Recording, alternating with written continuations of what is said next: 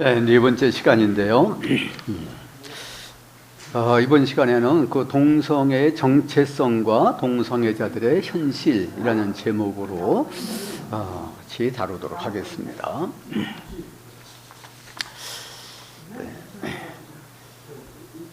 그 동성애 옹호자들, 동성애를 인권으로 이해를 하자고 하는 사람들은 동성애에 대해서 어떻게 이해하느냐 그럴 때 그 사람들은 기본적으로 동성애적인 성적 지향성이라는 말을 합니다. 동성애를 타고날 때부터 이런 성적 지향성을 가지고 있기 때문에 그건 불변하는 거고 이 사람들을 이해하고 용납해야 된다.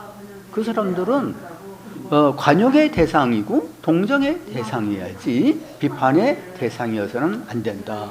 이런 입장입니다. 그래서 차별하지 말아야 된다. 다 평등, 자유, 인권 이것을 많이 강조를 하죠. 그 약자 소외 계층 대변가로 자임을 좀 해왔던 전수환 전 대법관이라는 사람이 한 동성애 옹호 책의 그 서문에서 이렇게 말을 했습니다.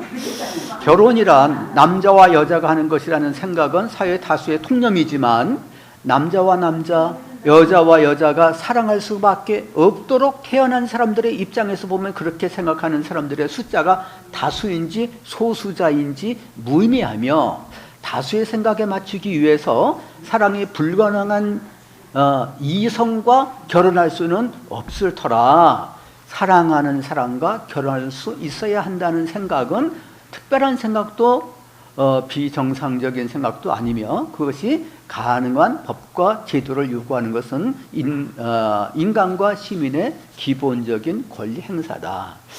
이런 입장이 말을 했습니다. 또 아까 얘기했던 그 임보라 목사가 고교생 아들이 남자친구와 동성연애에 빠져있는 현장을 목격하고 충격에 빠진 한 어머니 여집사가 상담을 요청했는데 이렇게 답장을 써 보냈다는 겁니다. 그러나 집사님,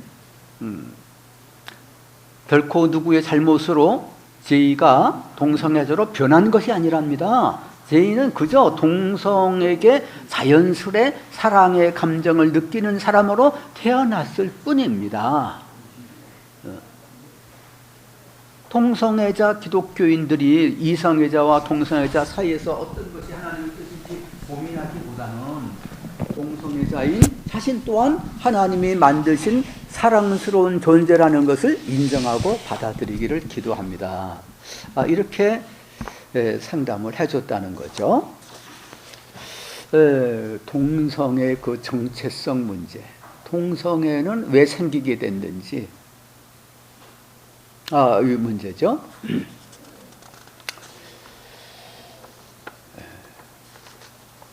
동성애자들이 사회에서 차별과 피해를 당하는 소수자의 약자라는 생각에서 그들을 무조건 옹호하고 그들의 주장을 일방적으로 지지하며 그들의 삶을 응원하고 있는 사람들은 실제에 있어서는 매우 나이브하고 현실 감각이 무딘 사람들이다. 이렇게 볼 수밖에 없어요. 왜냐하면은 동성애자들은 사랑하면서 그러면서 행복하게 이렇게 살아가는 그런 사람들이 아니거든요.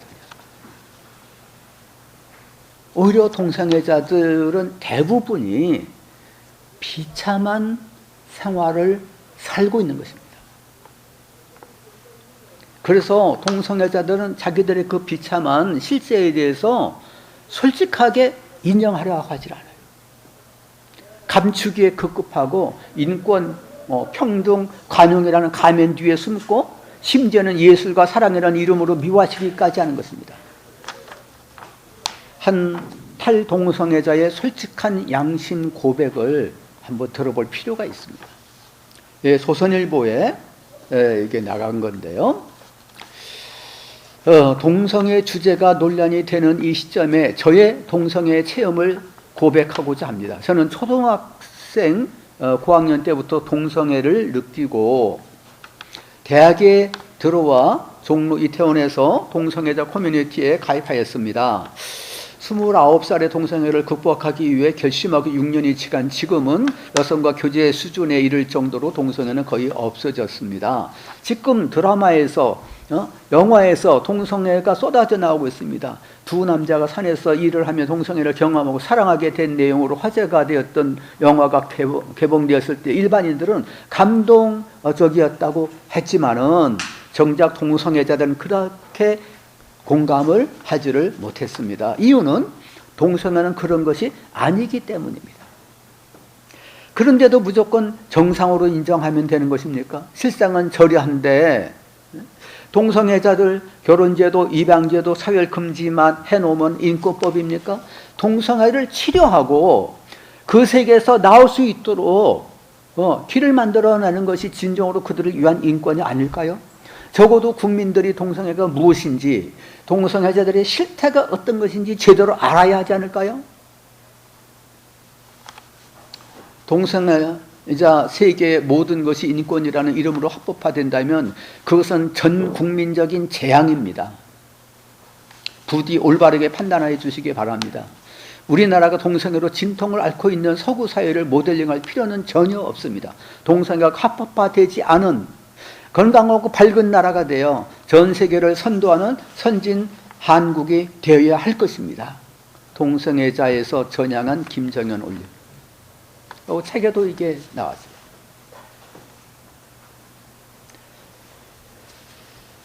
우리나라에 요양병원이 1,300개가 있는 가운데서 에이즈를 특화해가지고서 에이즈 환자를 돌봐주는 유일한 병원이 수동연세 요양병원인데 원장이 염안섭 원장입니다. 이분은 그 에이즈에 감염된 남성 동성애자들의 실상에 대해서 이렇게 증언을 해주고 있습니다. 에이즈 환자들 돌보다 보니 특이한 사실을 알게 되었는데 수동연세 요양병원에 온 에이즈 환자가 거의 다가 남성 동성애자였고 이성애자는 거의 없었는데 에이즈에 이완된 동성애자의 말로는 정말로 눈을 뜨고 볼 수 없을 정도로 비참했습니다. 그것을 보게 되니 필자는 절대 동성애자를 찬송할 수가 없습니다.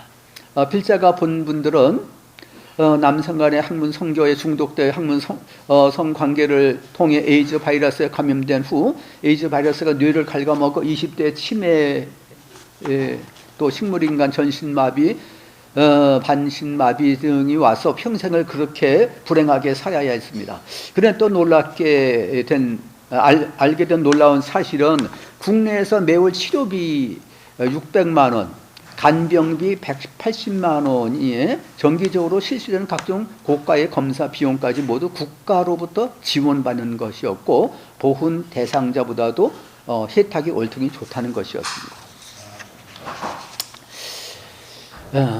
이제 시간이 좀 많이 갈 것이기 때문에 동성애자들의 비참한 현실에 대한 이제 사실적 증거들을 나열식으로 쭉 제가 말씀을 드리겠습니다.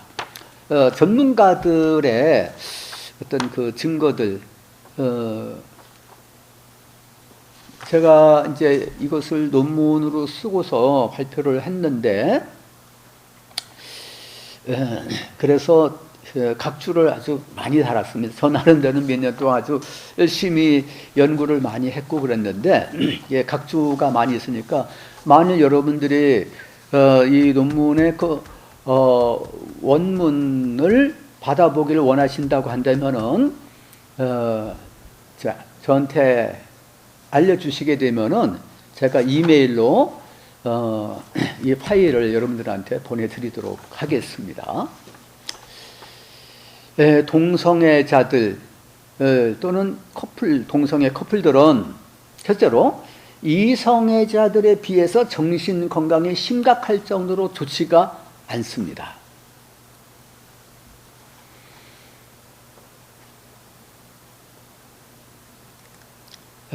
뭐 아까 그 염한섭 원장 예, 또 증언도 좀 제가 말씀을 좀 드렸지만은 우울증, 자살 사고가 아주 높다는 것입니다. 이 삶의 질과 가족 결속력이 아주 떨어진다는 그런 증거가 있습니다. 그다음에 두 번째로 이성애자보다도 우울증, 알코올 의존도, 자살 시도가 1.5배에서 2배가 높습니다. 한 조사에 의하게 되면은 미국의 레즈비언의 91%가 마약에 중독되어 있다고 합니다. 세 번째로 남성 동성애자는 성행위를 통해서 에이즈에 걸릴 위험이 높고 수명이 20-30년 단축이 됩니다. 미국의 한 전문가의 연구 분석에 의하게 되면은 에이즈 없는 동성애자들 수명이 평균 42세였습니다. 그런데 에이즈가 확산된 이후에는 수명이 39세로 짧아졌다고 합니다. 네 번째로 동성애자 커플 간의 폭력이 이성애자들에 비해서 게이들은 131배, 레즈비언들은 24세가 많게 발생이 됩니다. 이성애자 커플에 비해서 연애와 결혼생활 지속률은 현저히 떨어집니다. 성생활이 문란하며 이혼율과 외도율은 훨씬 높습니다.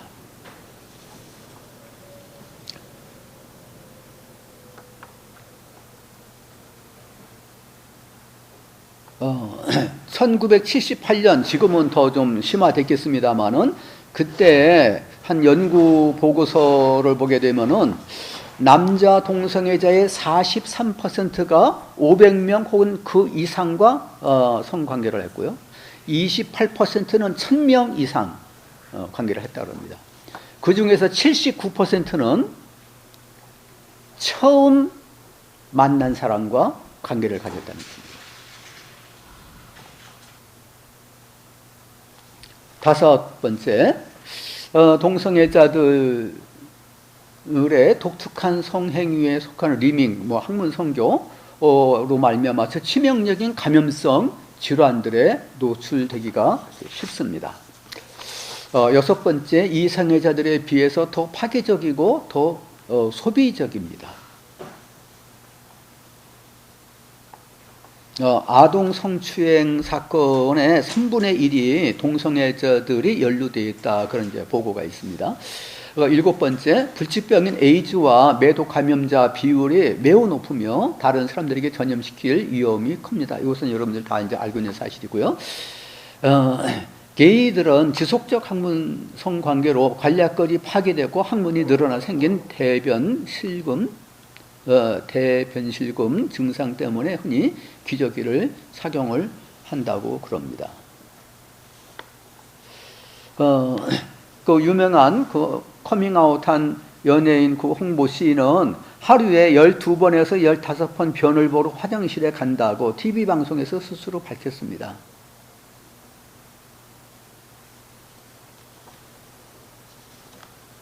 그 인터넷에 들어가면 그거 다 직접 얘기를 들을 수 있습니다. 아홉 번째로, 동성 부모보다 이성 부모에게서 양육받은 자녀가 그러니까 남자, 여자 부모에게서 양육받은 자녀가 더 좋은 교육과 교육 환경에, 사회적 환경에서 교육을 받고 학교 성적도 더 우수하고 발달장애인 ADHD 비율이 더 낮다는 그런 보고가 있습니다. 열 번째, 성소수자 인권운동을 통해서 차별금지법을 통과시키려고 계속 시도하고 있는데요. 동성애자는 스스로 성소수자라고 부르면서 선천적으로 동성애 성향을 가진 사람들의 비율이 적지 않다, 은근히 강조를 하고 있는데, 이것은 인권운동을 한 위장 전략일 뿐입니다. 사실은 사회 속에서 성소수자의 수는 예외적으로라고 할 정도로 아주 적다는 거예요. 성소수자 동성애자들이 생각했던 것보다 참 많구나 이런 이해를 가지게 된 계기가 있었거든요. 그 킨제이 보고서라고 하는 것이 있었죠. 20세기 중반에요. 근데 그 킨제이라는 사람이 사실은 게이예요. 그래서 자기 입장을 정당화시키기 위해서 그런 식으로 이제 보고서를 꾸민 거죠.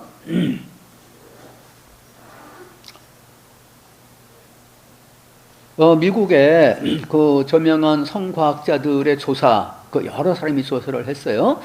조사한 바에 의하게 되면 자신이 동성애 성향을 가지고 있다고 밝힌 사람들은 남성의 2%, 여성의 0.9%예요.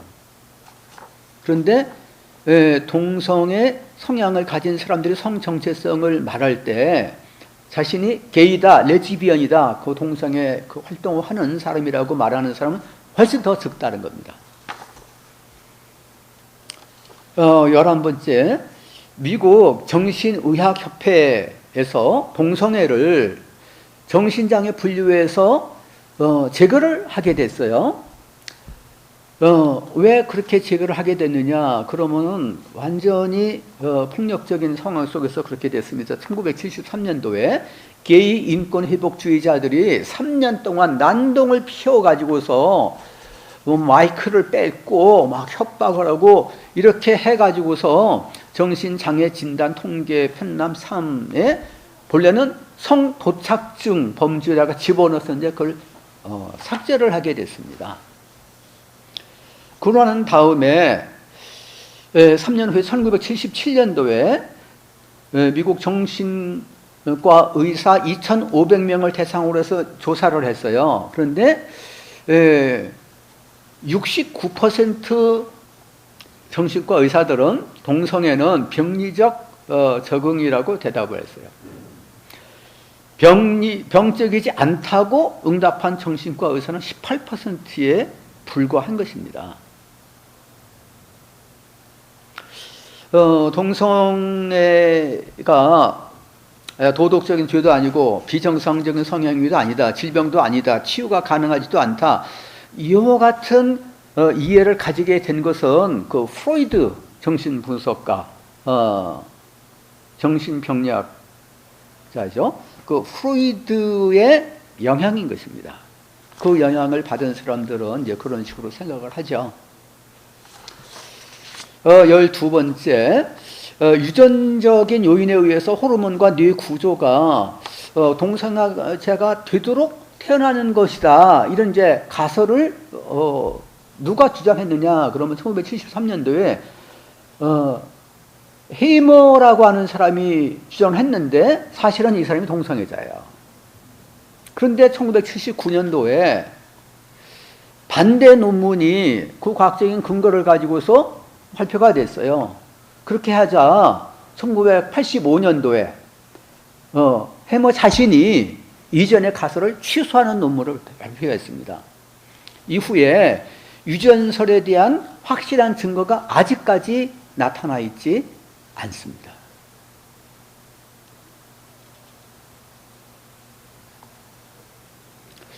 동성애자들에게 있어서 또 하나의 문제는 이제 본인들이 이성애자와의 결혼을 통해서 자녀를 가질 수 있는 기회가 없다는 것이며, 나아가 세계에서 출산율이 가장 낮은 우리나라의 재앙적 현실을 만드는 어진 제공자가 되고 있다는 사실도 지적할 수가 있겠습니다.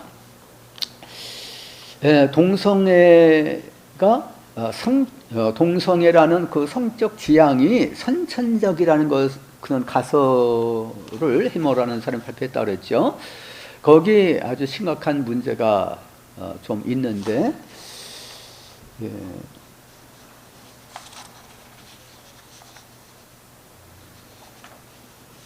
거기에 대해서는 이제 자세하게 얘기하려면 시간이 너무나도 많이 이제 들어가기 때문에 한 가지 이제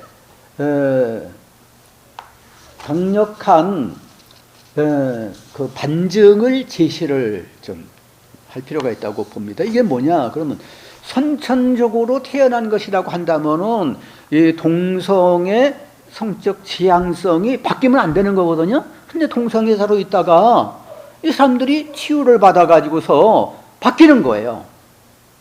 그래서 이성과 결혼을 해요. 그래서 목사도 되고 탈동성애자가 돼서 동성애자들 상담하는 그런 사역을 하는 사람이 많이 있습니다. 그런데 성소자 인권 운동하는 사람들은 그런 현실적인 증거들을 애써서 눈 감아서 보지 않으려고 그러는 거죠.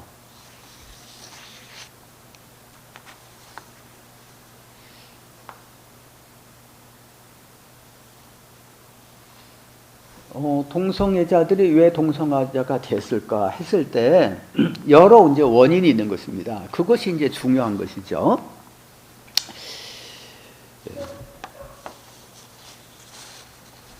그 여러 환경에 의해서 가정 환경 특별하게 그 아버지와 어머니의 사랑을 받지 못하고 가정 폭력에 시달리고 또 가정 그 갈등이 많은 그 가정에서 살면서 나는 아버지와 같은 남자하고는 결혼 안 할래 이런 마음을 가지게 되고 이런 식으로 돼 가지고서 마음의 상처 그 트라우마가 치유가 되지 않아서 어렸을 때부터 그런 동성애적인 그런 지향성이 생긴다. 이제 이런 분석들을 많이 하게 되는 것입니다.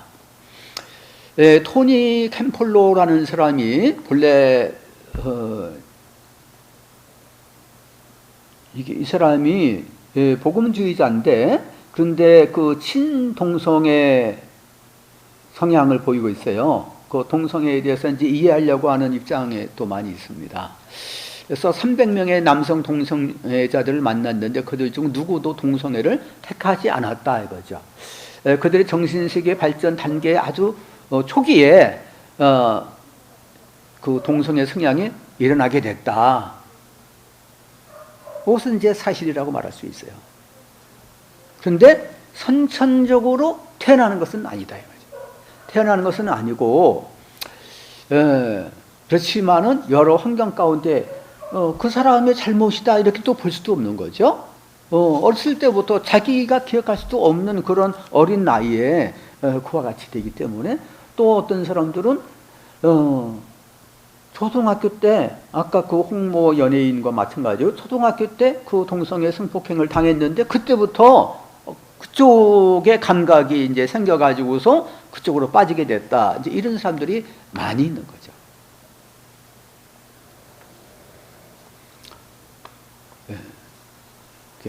동성애 옹호자들 입장에서 탈동성애는 원천적으로 불가능하다 그런 일은 없었다 하나도 이렇게 말을 하는 대표적인 그런 발언을 한번 좀 들어보면은요. 동성애에 대한 300가지 질문이라는 그 책을 쓴 에릭 마커스라는 사람이 이렇게 말했어요.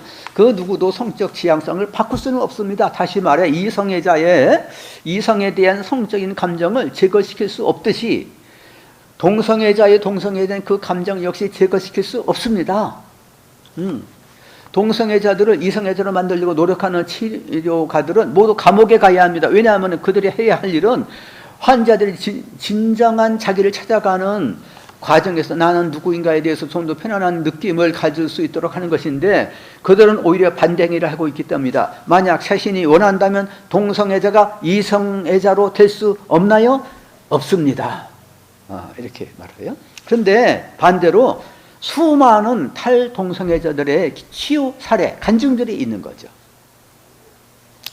그 유튜브 또 그 외 홈페이지 또 그 자기 간증하는 그 책들 얼마든지 이제 접해 볼 수가 있는데 춘천 한마음교회 이제 홈페이지에 들어가서 보게 되면은 아주 수십 명의 많은 동성애자로 있다가 탈동성애자가 됐는데 내가 믿음으로 예수님을 통해서 내가 이렇게 변화를 받고 치유 회복을 경험을 했습니다라고 얼굴도 사진도 나와요. 거기 그냥 간증문도 나오고 또 간증한 그런 그 TV에서도 몇 년 동안 그 간증을 했었어요. 그래서 수십 명의 그 탈동성애자들 그 간증을 볼 수가 있어요. 춘천 한마음교회 홈페이지에 들어가면은 찾아볼 수 있습니다.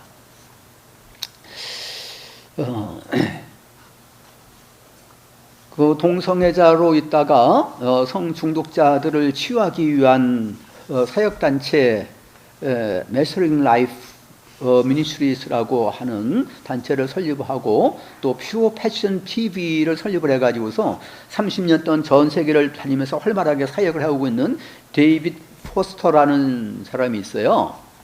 그런데 이분의 그 간증을 짧게 제가 얘기하게 되면요, 나는 헐리우드 거리에서 7년 동안 나의 모든 것을 던진 남창 생활을 했습니다. 사춘기 시절 이전에 충동적인 마스터베이션이 시작이 되었습니다. 그러면서 포르노그래피, 이성 간의 혼음, 동성애 행위, 노출증, 매춘, 혼음, 성욕 이상 항진증 등으로 이어졌습니다. 그러한 나의 문제의 핵심은 성중독이었습니다. 29살이 될 때까지 성중독을 조절할 수가 없어서 나는 나 자신이 미친 것이 아닌가 생각했습니다. 어처구니 없는 위험에 봉착하기도 했고 내가 전혀 원하지 않는 것을 해야만 했습니다. 어떤 강력한 힘에 잡혀 그것을 하도록 강요당하는 것 같았습니다. 내가 아주 보잘것없는 정상적인 모습으로 돌아올 수 있었다면 그것조차도 하늘에 계신 하나님께서 이루어 주신 것입니다. 왜냐하면 나는 실제로 인간이 도울 수 있는 경지를 벗어나 있었습니다. 이 이야기의 놀라운 결과는 내가 하나님을 만났고 그분께서 나를 정상으로 회복해 주셨을 뿐 아니라 그 이상의 것을 해 주셨다는 것입니다. 주님은 나의 무분별함을 고쳐주셨습니다. 내가 아직도 마음에 무슨 일이 일어났는지 기억하고 있음에도 하나님께서는 내게 부패를 전혀 모르는 어린 아이의 순수하고 민감한 영을 주셨습니다. 다시 한번 부끄러울 뿐입니다. 그분이 쓴 성의 치유라는 그 책에 이렇게 나와 있습니다.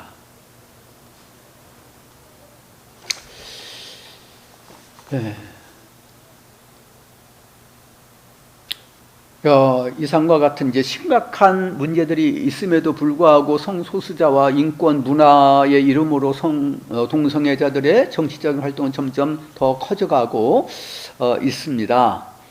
특히 젊은 세대들이 동성애에 대해서 열린 마음을 가지고 호의적인 태도를 가지고 또 유혹도 당하고 하게 되는데 우리가 정말 깨어 있어야 되겠고요.